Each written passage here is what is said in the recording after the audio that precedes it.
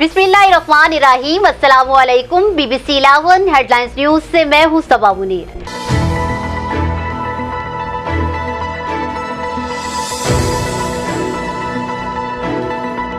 नाज़रीन, आपको अपडेट करें तालियावाला से, जहां हमारे नुमाइंदा खसूसी ज़मीर हैदर के मुताबिक रकबे के लिहाज से फैसलाबाद की सबसे बड़ी मवेशी मंडी इंतजामिया की गफलत की वजह से बुनियादी सहूलियात से महरूम और कूड़ा करकट की आमाजगाह बन गई।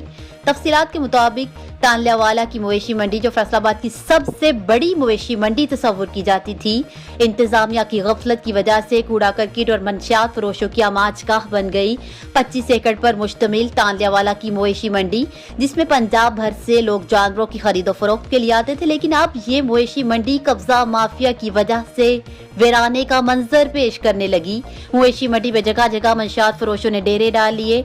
मवेशी मंडी में बुनियादी सहूलियात ना होने की वजह से व्यापारियों ने मंडी का रुख करना बंद कर दिया। अहलियाने तालियावाला का कैटल मैनेजमेंट से मवेशी मंडी की रौनकें दोबारा बहाल करने का मुतालिबा।